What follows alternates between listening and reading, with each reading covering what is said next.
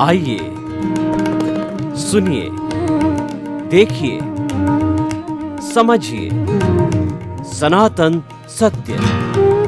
जैसी दृष्टि वैसी सृष्टि, दृष्टि विज्ञान। कुदरत, कुदरती रचना एवं कुदरत के कानून से शाश्वत सुख की प्राप्ति। जोधपुर के परम पूज्य महात्मा उपासक प्रोफेसर डॉक्टर सोहन राज तातेड़ के निर्देशन में सनातन सत्य। जैसी दृष्टि वैसी सृष्टि, दृष्टि विज्ञान।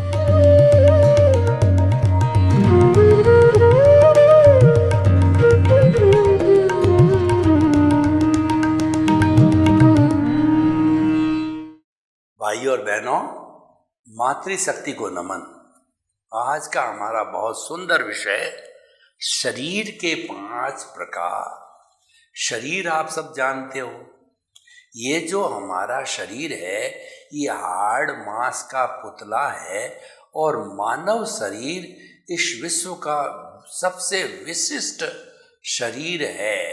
और इस शरीर में छोटी से छोटी जो यूनिट होती है उसको कोशिका कहते हैं और 60 खरब कोशिकाओं से ये शरीर बना है। और 60 खरब कोशिकाओं का आप जो किस तरीके से उनका अनुशासन देखिए कि 60 खरब कोशिकाओं के हर एक के रिसेप्टर होता है जिसको मुंह बोलते हैं। और हमारा ब्लड है वो एक एक कोशिका को खुराक देता है। अगर ब्लड कोशिका को खुराक न दे तो कोशिका मर जाती है, वह स्थान लकवा मार जाता है। तो ब्लड 1,00,000 किलोमीटर पूरे शरीर में 24 घंटे में घूमता है और हर कोशिका अपना मुंह खोल करके ब्लड में से खुराक लेती है। उसके बाद वो बंद हो जाती है, आवश्यकता पूर्ति होते ही बंद हो जाती है। पर देखिए कि जिस जगह पर जिस चीज की आवश्यकता हो औषधि की, उदाहरण के तौर पर आपके घुटने, लेफ्ट साइड घुटने में पेन है तो आपने कोई पेन किलर ले लिया तो वो पेन किलर उसी ब्लड के अंदर मिलता है और जहाँ पर पेन है वहाँ पर ब्लड पहुँचता है। उस जगह की मात्र कोशिकाएं हैं, रिसेप्टर मुंह खोलेंगे और उस ब्लड में से पेन किलर को लेकर के और चारों तरफ जो है वो जहाँ जहाँ पर पेन है वहाँ पे पेन किलर को पूरा बिछा देंगे और पेन हट जाएगा। दूसरी किसी भी जगह की कोशिका मुंह नहीं खोलेगी क्योंकि उसको आवश्यकता नहीं है। 60 खरब कोशिका मिलकर के इस शरीर को स्वस्थ रखते हैं। तो मेरा ये कहना है कि 7.8 अरब की जनसंख्या जो विश्व की है, क्या हम इससे प्रेरणा लेकर के और हम शांतिपूर्ण से अस्तित्व के साथ में और अपना अपना सब काम करते हुए, कर्मों को भोगते हुए सुख शांति से बिना किसी को तकलीफ दिए क्या जीवन यापन नहीं कर सकते हैं? ये शिक्षा हमारे को मानव जीवन की कोशिका तंत्र से लेनी चाहिए। देखिए, ये शरीर की बात चली, अब जो है 5 शरीर आज हमारा विषय है। वो 5 तरीके के शरीर कौन कौन से हैं, पहले हम उसकी विवेचना करते हैं। एक होता है औदारिक शरीर, दूसरा शरीर होता है वैक्रिय शरीर, तीसरा शरीर होता है आरक शरीर, चौथा शरीर होता है तेजस शरीर, पांचवा शरीर होता है कार्बन शरीर। ये 5 शरीर होते हैं। इसकी हम एक एक व्याख्या करेंगे, एक एक का संबंध जोड़ेंगे और फिर अगर समय बचा तो हम इस पर सामूहिक विवेचन करेंगे। पहला औदारिक शरीर। देखिए, 4 गति होती है, नरक गति, तिर्यंच गति, मनुष्य गति और देव गति। और 5वीं गति मोक्ष होती है, वह अशरीरी होती है। मोक्ष में जाने के बाद शरीर होता ही नहीं है, इसलिए मोक्ष की यहाँ विवेचना नहीं करना चाहते। मोक्ष का मतलब शाश्वत सुख। तो हम मोक्ष की बात यहाँ नहीं करेंगे, हम 4 गति की बात करेंगे। जो औदारिक शरीर होता है वह तिर्यंच और मनुष्य गति वालों के लोगों तक ही होता है। तो जो है वो तिर्यंच गति और मनुष्य गति में कौन से जीव होते हैं? एकेंद्रिय, बेंद्रिय, त्रियेंद्रिय, चतुरेंद्रिय और पंचेंद्रिय। एकेंद्रिय जीव में होता है पृथ्वी काय, अप काय, तेजस काय, वायु काय और वनस्पति काय, ये एकेंद्रिय के जीव।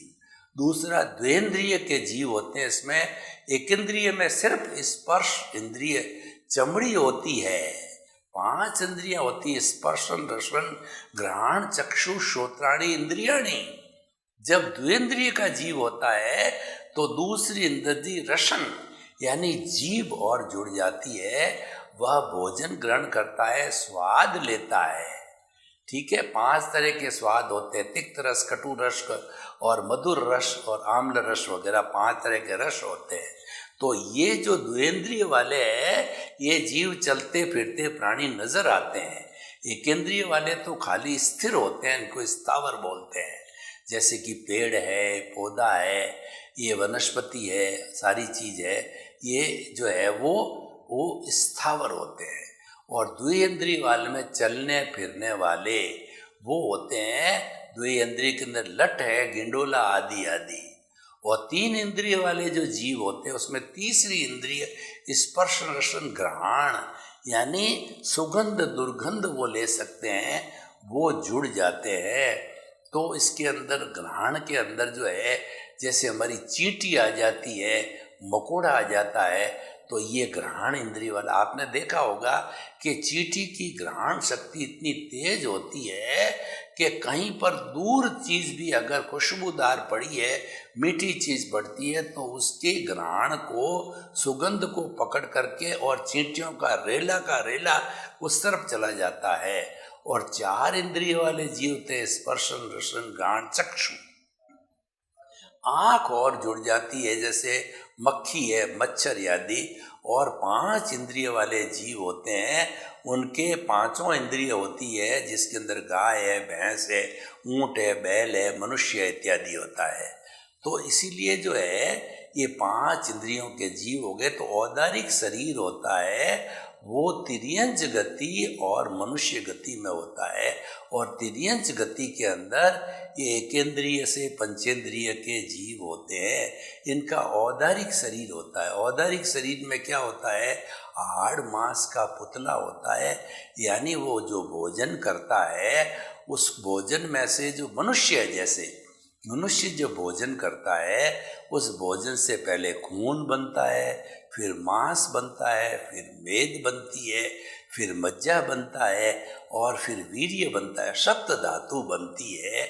ये हाड़ मांस का पुतला बन जाता है और ये दुर्गंध वाला होता है।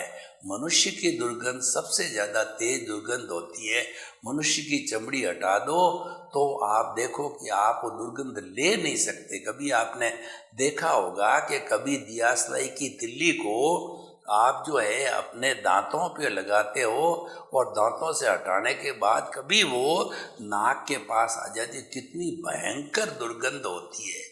व्यक्ति की टॉयलेट वगैरह में कितनी भयंकर दुर्गंध होती है। तो ये औदारिक सर्किट दुर्गंध वाला होता है। लेकिन औदारिक शरीर में मनुष्य का शरीर भी आता है। ये मनुष्य का शरीर जो है वह मुक्ति में ले जाने वाला है। मुक्ति में केवल मनुष्य ही जाता है और कोई भी प्राणी नहीं जाता है। यानी औदारिक शरीर मनुष्य को मुक्ति में जाने का पट्टा होता है। इसीलिए उसके भीतर जो परमात्मा तो हर एक के भीतर है, लेकिन उसके भीतर जो परमात्मा बैठा हुआ है वो एक मंदिर स्वरूप में प्रतिष्ठित आत्मा होती है। और तो उसको खूब पहचानना चाहिए, उस आत्मा को केंद्र में रखना चाहिए, उसकी भजना करनी चाहिए, उसके नामों का जो है माला फेरनी चाहिए ताकि वह पवित्र हो जावे, यानी सारा अज्ञान समाप्त हो जावे। और अज्ञान समाप्त होते ही हम सिद्ध बुद्ध और मुक्त बन सकते हैं। ये औदारिक शरीर की सारी बात हो गई। तो इसीलिए ये शरीर का हो गया। फिर दूसरा शरीर वैक्रिय शरीर होता है। यह शरीर मोम के जैसा होता है कि औदारिक शरीर तो क्या है कि मरने के बाद इसको जला दिया जाता है, अग्नि के अंदर जला करके इसको समाप्त कर दिया जाता है। और जो वैक्रिय शरीर होता है वो मोम का होता है, जब समाप्त होता है अपने आप गुब्बारे की तरह वो फट जाता है। और जो वैक्रिय शरीर होता है वह छोटा बड़ा कितना भी बन सकता है। जो देवता लोग होते हैं बहुत छोटे बन जाते हैं और बहुत बड़े भी ताड़ की तरह बन सकता है। तो इस वैक्रिय शरीर का जो है छोटा बड़ा बनने की इसके अंदर जो है अर्हता होती है।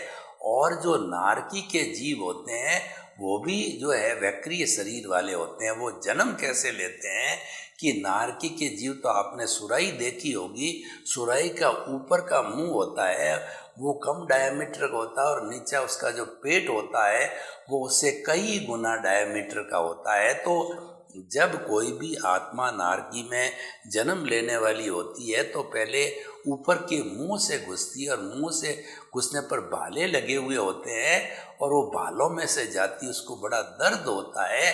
और ये नारकी का जीवन आपस में मोम का शरीर होता है तो आपस में नौचते हैं, लड़ाई करते हैं, झगड़े करते हैं, जिंदगी भर उनके यही दुख दर्द चलता रहता, कभी भी शांति नहीं आती है। और सातवीं नारकी में इतनी गर्मी पड़ती है 100 डिग्री सेंटीग्रेड का टेम्परेचर, या सर्दी पड़ती है तो -50 डिग्री सेंटीग्रेड तक चलता है और इतना अंधेरा रहता है भाई, यानी दुख का जीवन होता है। और जब ये जो ही उस सुराही में से निकले युवा हो जाते हैं, उसी तरह से देवगति अच्छा काम करने वाले लोगों को मिलती है। तो देवगति में अलग अलग 26 देव लोग होते हैं, वहाँ सैया बेड लगे हुए होते हैं। तो जिस जीव को जिस जिस देवलोक में जन्म लेता होता है उस सैया को टच करते हैं, युवा हो जाते हैं।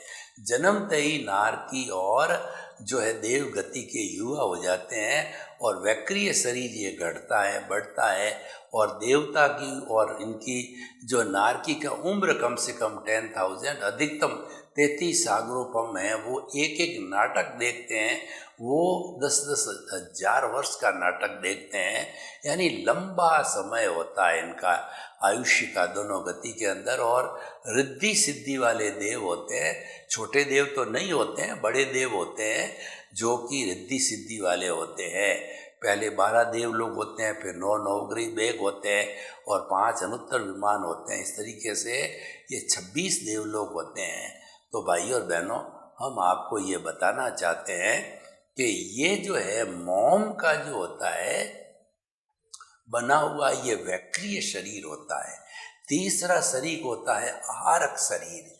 ये मंत्रित रिद्धि सिद्धि साधना का शरीर होता है, जो कि आहारक एक हाथ का पुतला कोई भी जो है वो साधु सन्यासी साधक जिसके पास रिद्धि सिद्धि आहारक रिद्धि सिद्धि है उसके हिसाब से ये पुतला बनाते हैं, क्योंकि उसको झूठ नहीं बोलना होता, उसको ज्ञान नहीं है किसी चीज़ का। तो अपने गुरु के पास भेज के, तीर्थंकर के पास में भेज करके, जो किसी ने प्रश्न किया है या कोई उसकी जिज्ञासा हुई उसका उत्तर वो लेकर के आ जाता है। तो ये संप्रेषण का कार्य करता है। पुराने ज़माने के अंदर ये टीवी की और इंटरनेट की और जो है वो हमारा सैटेलाइट की व्यवस्था वगैरह नहीं थी, कंप्यूटर की और जो है मोबाइल वगैरह की। तो पुराने ज़माने में टेलीपैथी हुआ चली थी। आहारक शरीर से कोई भी शिष्य अपने गुरु के दर्शन करना चाहता, गुरु की सुखशाता पहुंचना चाहता, तो वह जो है आहारक शरीर छोड़ करके और सुखशाता पूछ के चरण स्पर्श करके वंदन करके पुनः उस शरीर के अंदर आ जाता था।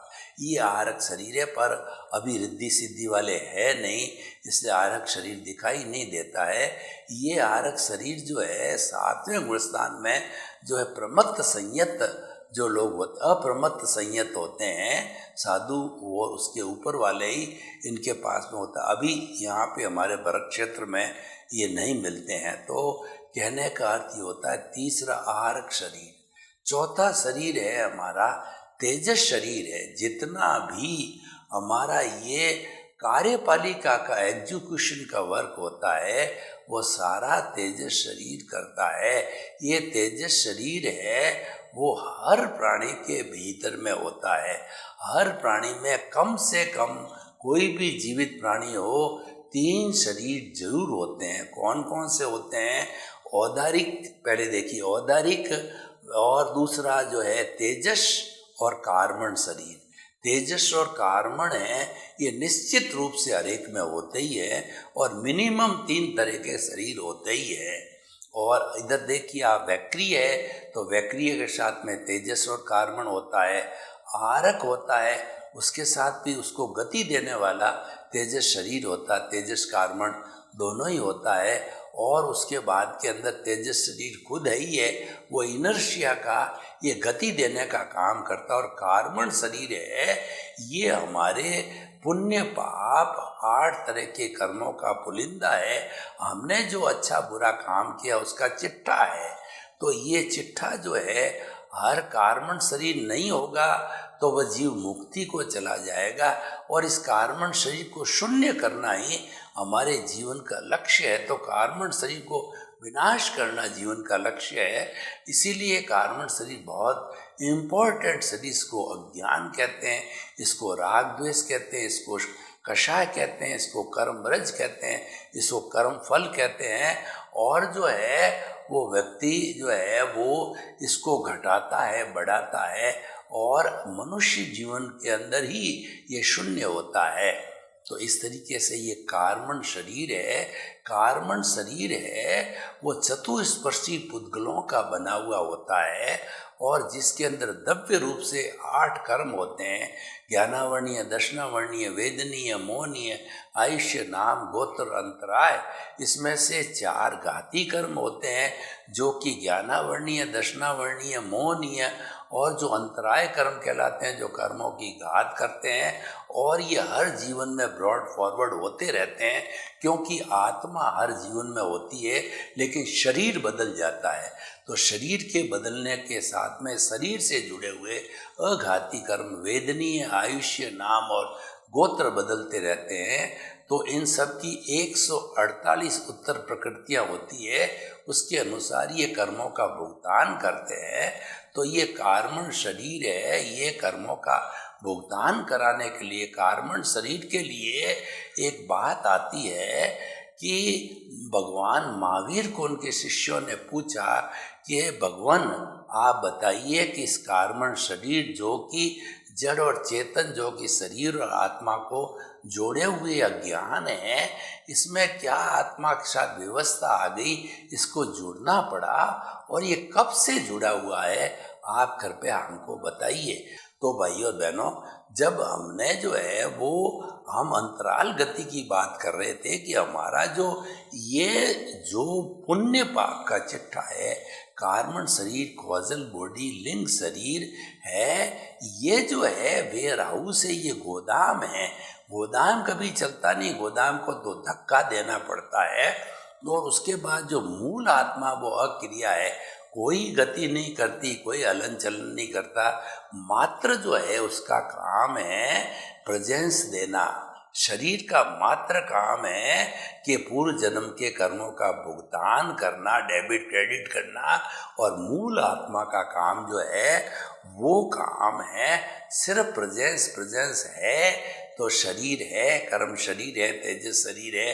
प्रेजेंस नहीं है तो राम नाम सत्य केवल मिट्टी है, उसको जला दिया जाता है। तो इस तरीके से एक तो वेयर हाउस हो गया, और दूसरा जो है हमारा अक्रिया होगी। अब इसको ये जाए कैसे? तो इसको भेजने के लिए मोमेंट ऑफ इनर्शिया बनाना पड़ता है, धक्का देना पड़ता है। तो हमारा तेजस शरीर है, जिसका इस शरीर के अंदर आयुष्य समाप्त हो गया, तो उसको धक्का देके वो साथ जाता है। साथ जाकर के अधिकतम 4 समय, एक पलक जपते हैं, उसमें असंख्य समय निकल जाते हैं। यानी नेग्लिजिबल टाइम के अंदर अगले शरीर में जाके वो आत्मा जन्म ले लेती है।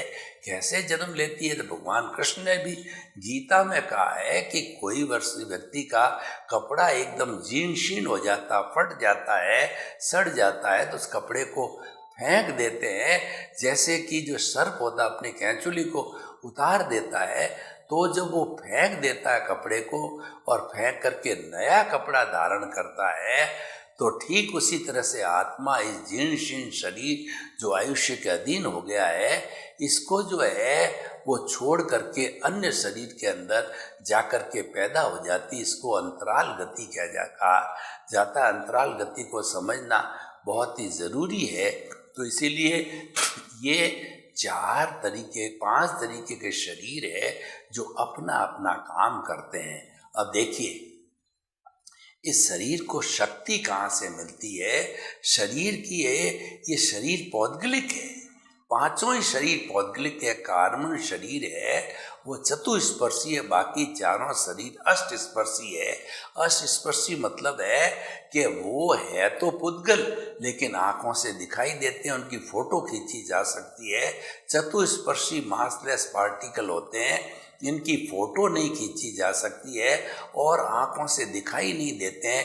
जो अवधि ज्ञानी, मन प्रयोग ज्ञानी और केवल ज्ञानी होते हैं, वही जो है इस कार्बन शरीर को देख पाते हैं, चतुस्पर्शी का।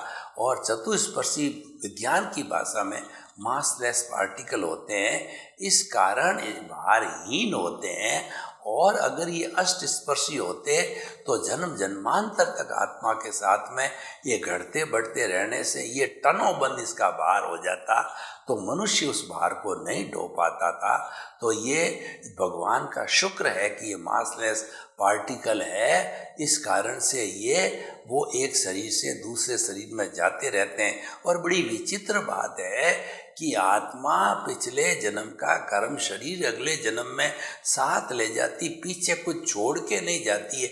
वो तो मुर्दा हो जाता है और मुर्दे को जला दिया जाता है। यानी अपनी जितनी प्रॉपर्टी है पुण्य की पाप की, वो हमेशा साथ रखती है और साथ लेके जाती है।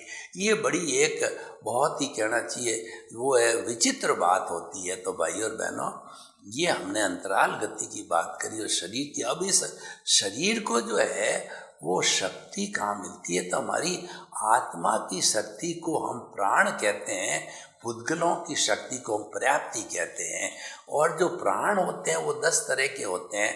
5 इंद्रियों के प्राण होते हैं, मनोबल, वचन बल, काया बल और स्वाच्छोष प्राण और आयुष्य प्राण होते हैं। ये प्राण होते हैं, ये आत्मबल कहलाते हैं। और जो पुद्गलों की शक्ति है, जो ये शरीर है, जो पौद्गलिक होते हैं, इसकी शक्ति को जो पर्याप्ति कहते हैं। आहार प्राप्ति, शरीर प्राप्ति, इंद्रिय प्राप्ति, भाषा प्राप्ति और जो मन प्राप्ति। तो ये 6 तरह की जो प्राप्ति होती है, जो कि भोजन में काम लेती है। आहार प्राप्ति, शरीर प्राप्ति, शरीर बनाने में काम करती है। इंद्रिय प्राप्ति, बाहर की इंद्रियां, जो हमारा ये स्थूल इंद्रियां दिखाई देती है, वो बनाने में काम करती है। और भाषा प्राप्ति हमारे भाषा के पुद्गलों को लाती है। और आहार प्राप्ति, शरीर प्राप्ति, इंद्रिय प्राप्ति, स्वाच्छोस्पाद, जो श्वास लेते हैं वो करती है। और जो आहार प्राप्ति, शरीर प्राप्ति, इंद्रिय प्राप्ति, स्वाच्छोस प्राप्ति, भाषा प्राप्ति और मन प्राप्ति, मन के पुद्गलों को जो है, जो वो आत्मा मन के पुद्गलों को खींचती, ये प्राप्ति है। तो प्राप्ति जो है वो पुद्गल की शक्ति है और प्राण है वो आत्मा की शक्ति है। आत्मा की शक्ति को हम लब्धि वीर्य कहते हैं। वो उस लब्धि वीर्य के कारण ये संपूर्ण हमारे जितने शरीर है उनको आत्मा शक्ति देती है। तो जो शरीर की शक्ति है वो कर्ण वीर्य कहलाता है, वो दी जाती है आत्मा के द्वारा और वो कन्वर्ट होती है लब्धि वीर्य में। लब्धि वीर्य में करने को हम विटालिटी कहते हैं। ये विटालिटी को प्राप्त करने के लिए हमारे शरीर के अंदर हम प्राण ऊर्जा का सृजन करते हैं, मैन्युफैक्चरिंग करते हैं। और ये प्राण ऊर्जा विटालिटी जो बनती है वो 4 चीज़ों से बनती है। वो भोजन, पानी और उसके अलावा सूर्य का ताप और जो है प्राण वायु ऑक्सीजन, ये 4 चीज़ें मिलती है तब विटालिटी बनती है। और उससे मन वचन काया की जितनी भी क्रिया होती है इस विटालिटी से, प्राण शक्ति से चलती है। इसीलिए हमें यह काम करने के लिए विटालिटी को कम खर्च करना चाहिए, यानी फालतू का चिंतन नहीं करना चाहिए, फालतू की बकबक नहीं करनी चाहिए। और शरीर को जितनी आवश्यकता हो उतना ही हिलाना चाहिए।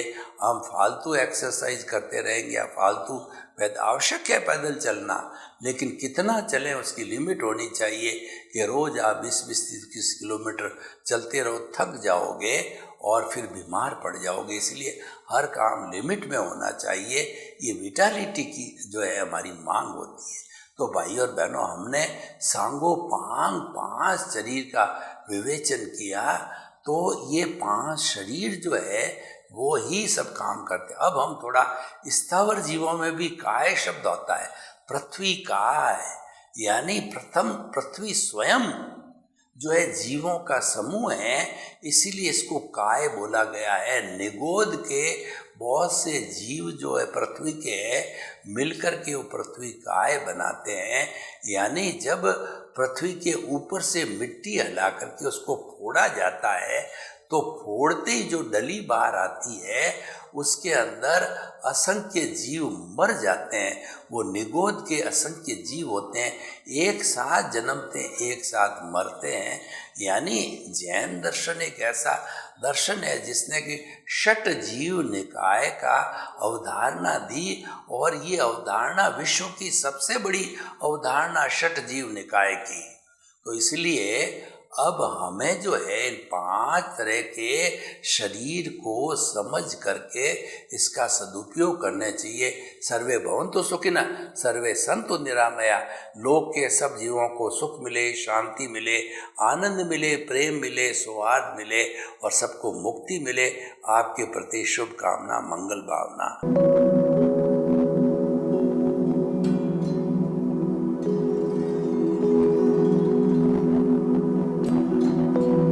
एक ऐसा अंतर्राष्ट्रीय ख्याति प्राप्त मानव जो गुरु प्रेरणा से पिछले 20 वर्षों से वानप्रस्थ जीवन जीते हुए 24 घंटे मानवता की सेवा में संलग्न है।